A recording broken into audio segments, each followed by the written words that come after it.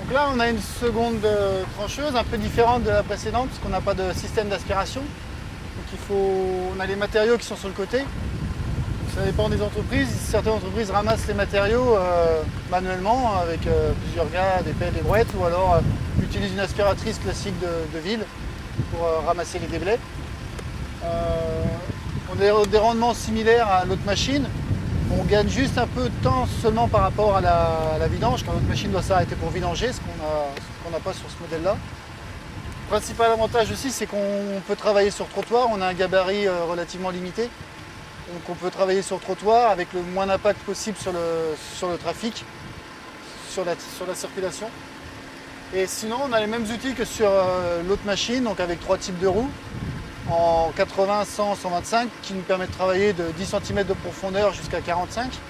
Et en largeur, on peut aller de 30 mm, 35 mm à 80 mm de large.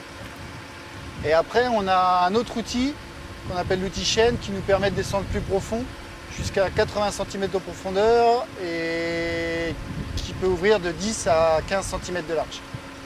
Donc pareil avec un renvoi des déblais sur le côté grâce à un petit tapis. On met les tapis soit à gauche, les déblais soit à gauche, soit à droite.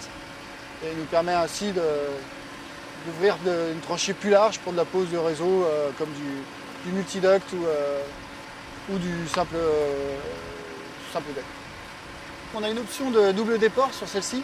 Donc on rajoute une translation au-dessus de la translation existante qui nous permet de porter l'outil à 30 cm en dehors des chenilles. D'accord.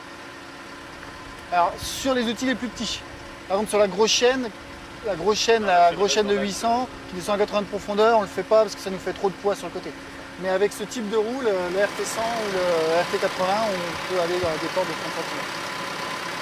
Et en plus, on a une correction de dévers, même si on doit travailler sur trottoir ou en partie sur chaussée, on a toujours la roue en position verticale, on a une correction de dévers sur l'outil. En consommation, on est sur un moteur 100 chevaux, on consomme moins que la précédente machine, forcément il n'y a pas de turbine à entraîner. Donc là on est sur du 10 litres au 100, quand c'est tirant entre 8 et 10 litres au 100. On a un réservoir de 160 litres, donc on fait largement une journée et demie. On a un plateau, un camion plateau, on transporte sur camion plateau. Alors c'est l'autre différence par rapport à l'aspiratrice, c'est que l'aspiratrice on a un système mécanique qui nous permet de rouler assez vite, jusqu'à 30 km/h, qui nous permet de déplacer la machine assez rapidement d'un point à l'autre. Celle-ci est beaucoup plus lente, vu que c'est des chenilles, donc on est plus sur du 5 km/h ou 4 km/h même. Donc il faut pas avoir 2 km à faire. Hein. C'est juste pour 100, 200, jusqu'à un demi kilomètre, ça va. Au-dessus d'un demi kilomètre, il faut mieux recharger la machine et déplacer avec un camion.